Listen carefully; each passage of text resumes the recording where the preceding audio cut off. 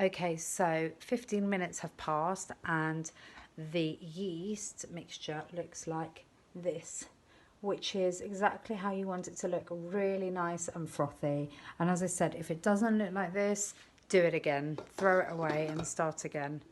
So while that was getting all nice and frothy, what needs to happen is the following. You take your bowl with a pound of flour in it, and in goes the sugar, the rest of the sugar. So this is 4 ounces of sugar minus the 1 tablespoon that we used for the yeast. So that all goes into the bowl.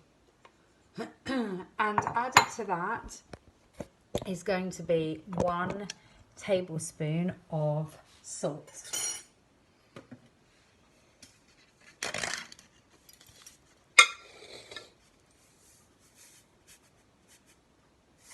So 1 tablespoon of salt, and that gets a very quick mix, as you can see here with a spoon. And into this mixture, I'm going to add the yeast mixture.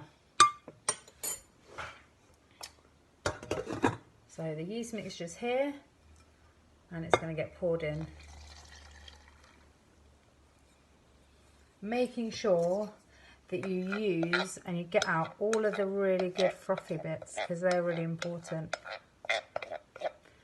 And then you start mixing it. So this bit's a bit harder for me to show you, but with one hand on the camera and the other one mixing. But if you're using a mixer, you can just put it on at this point and wait for the mixture to be nice and so there's no lumps in there. So I'm going to just give it a good mix, put you here for a second, give it a good mix, and then show you how it will look.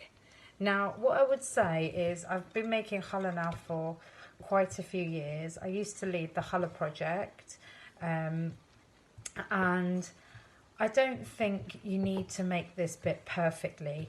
Just get it mixed as quickly as you can. Remember that this is a really good thing to do with kids. I often do it with my daughter. Kids can get nice and messy and learn how bread is made. And equally, you can learn at the same time. So I've given it a good mix, and that's how the dough looks now. Now to this dough mixture, I'm going to add my beaten egg, which is here. That goes in.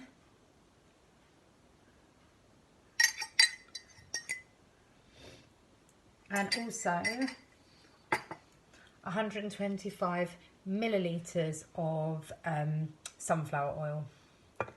Now at this point, the mixture is obviously quite wet, but in a minute we'll be adding some more flour to it, and it will slowly form a dough. So when you mix this, you just have a bit of a really greasy, oily, eggy, doughy mixture, which I will show you in 1 second. Here we go. So this is what it looks like. And then at this stage, what you're going to do is you're going to take your other bowl with a pound of flour in it, and you slowly start adding the flour and mixing it. Now what I've said is that if you're using a Kenwood mixer, right from the start you might need to use a spatula or a wooden spoon to give the mixture an initial mix, because sometimes the dough doesn't mix together, or the wet ingredients and the dry ingredients don't mix together that well. But when you're doing it by hand, it's definitely, I find, a lot easier to mix together. So you can see I've added probably half of the flour, and you can see exactly how it looks.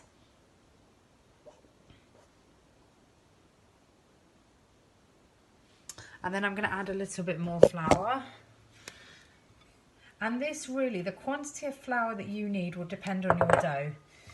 And it depends on the temperature of your house sometimes, because you might find that the dough is really wet, and another time you might find that you just don't need as much flour. So I can say to you that a pound, but you might need to use a little bit more than a pound of flour.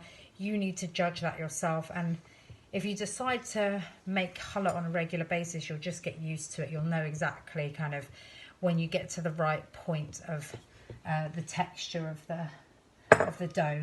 So at this point, because of my bowl and the fact that I really enjoy kneading, I will often tip the dough out onto the work surface and start kneading it. But again, it's entirely up to you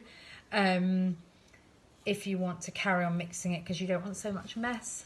If I was to show you the dough now, you'll see there's still quite a lot of flour in there that hasn't mixed in, and the dough is quite wet. So I'm going to continue mixing it for another minute or two longer so that the flour is incorporated. And then I will put it out onto the work surface and give it a good mix and then start kneading it. And what I would say is that this recipe makes 2 medium challahs, which is really nice for Shabbat.